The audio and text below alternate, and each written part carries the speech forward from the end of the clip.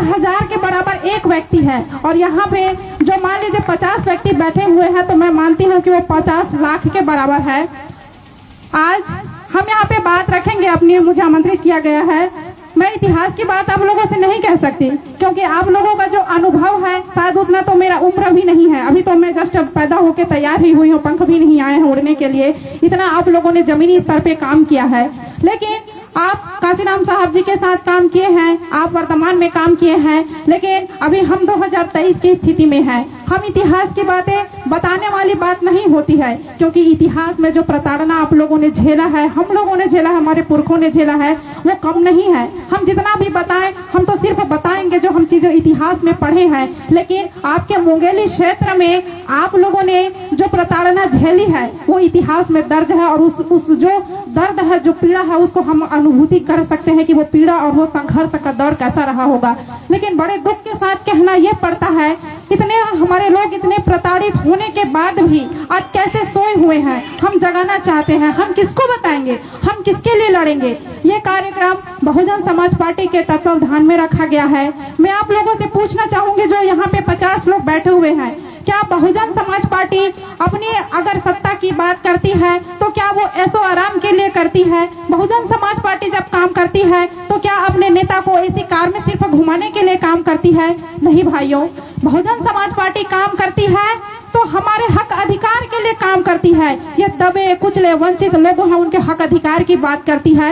लेकिन बड़े अफसोस के साथ कहना पड़ता है कि जब बहुजन समाज पार्टी का हमारे जबान पे नाम आता है तो लोग ऐसे मुंह बनाने लगते हैं जैसे बहुजन समाज पार्टी ने उनका पूरा घर बार छीन लिया हो।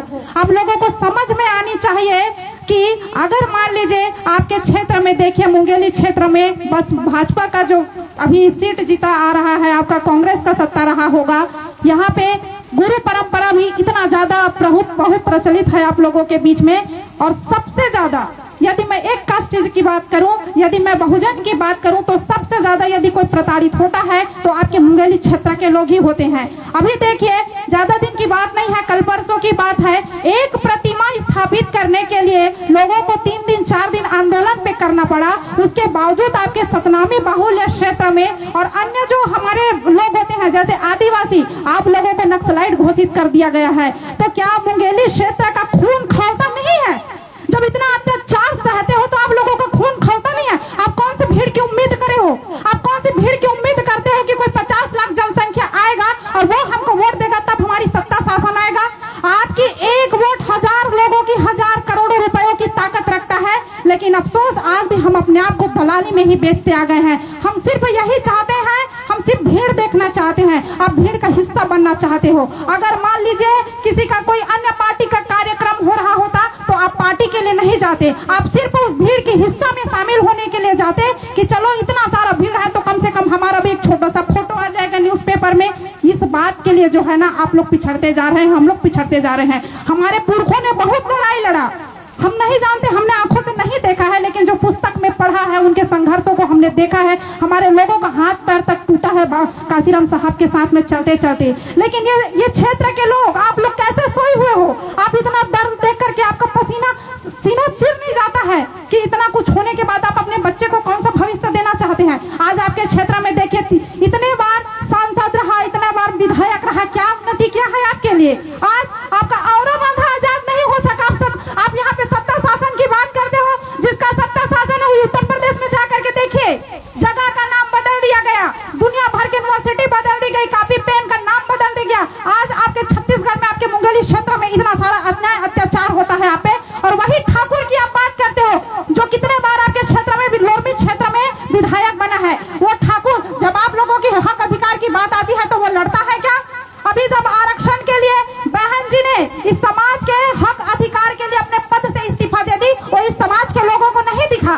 लेकिन एक व्यक्ति हमारे आरक्षण के मुद्दे के बारे में बात किया तो सोशल मीडिया में इतना उसको हाईलाइट किया, इतना उसको हाईलाइट किया जैसे उन्होंने हमारे लिए सड़क पे जाके आंदोलन किया हो। मैं नाम लेती हूँ धर्मजीत ठाकुर, आप विधायक बना के जिसको भेजते हो, नाम लेती हूँ मैं। क्या उन्नति किया है जी आपके लिए?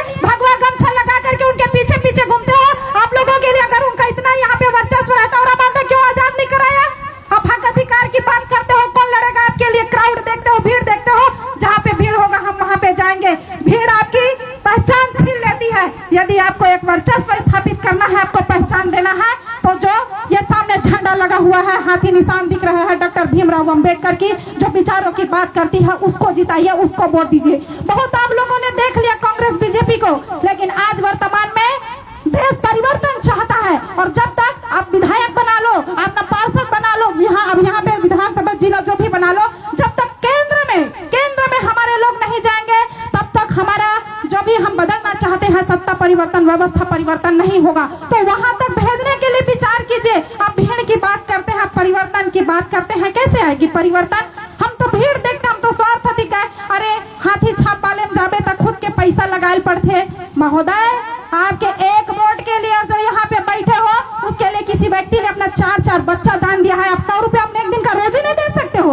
आप 100 रुपये एक दिन का रोजी देते हो तो गिनती करते हो, समाज पार्टी में गए तो बहुजन समाज के लिए हमने पैसा दिया, अपने बहुजन समाज पार्टी को पैसा नहीं देते हो, अपने आने वाले भविष्य के लिए पैसा सजो के रख रहे हो। आपको बैंक में जाने के पैसे देने की जरूरत नहीं है। जो पैसा आप बैंक में दे रहे हो, उस पैसा को पार्टी में लगाओ, लोगों को जगाने में लगाओ।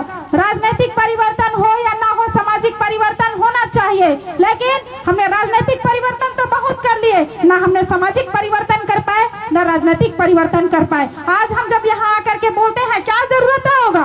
हमारे पोयाम साहब हमारे बीच में बैठे हैं, इतना दूर से बस्तर से चल के आए हैं, क्या उनको बस्तर में रोजी रोटी नहीं मिली होगा? बहुजन समाज पार्टी ने उनको क्या दिया है? उनके मन में पीड़ा है, इस समाज के लिए पीड़ा है, इसलिए इतना दूर से चल करके आए हैं। हमारे लोग हमारी बात सुनने के लिए तैयार नहीं आ रहे। हम अकेले क्या करेंगे? कांसीराम साहब एक अकेले व्यक्ति थे जो साइकिल चला के पूरा देश भर में प्रचार किया, और आज देखिए बहुजन समाज पार्टी पूरा देश में एक जाना माना पार्टी, एक जाना माना नाम है। व्यवस्था परिवर्तन की बात करते हैं, उत्तर प्रदेश में जाकर के देखिए विकास की बात को, विकास क्या होता है। आज आपके क्षेत्र में तो 3-3 साल आपका मुख्यमंत्री रहा है कांग्रेस का, बीजेपी का, और अभी वर्तमान में कांग्रेस का। जितना अत्याचार आप लोगों के ऊपर होना था हो गया है। अभी वर्तमान में सत्ता परिवर्तन चाहता है, हमारे वर्तमान में समय परिवर्तन चाहता है। तो यहाँ पे जो व्यक्ति आए हुए हो, मैं आप लोगों से हाथ जोड़ के निवेदन करती हूँ, आप उस भीड़ का हिस्सा मत बनिए। यदि आज आप उस भीड़ का हिस्सा बनेंगे तो कल के डेट में आपका बच्चा आपका अपना जो पहचान है उसको खो देगा।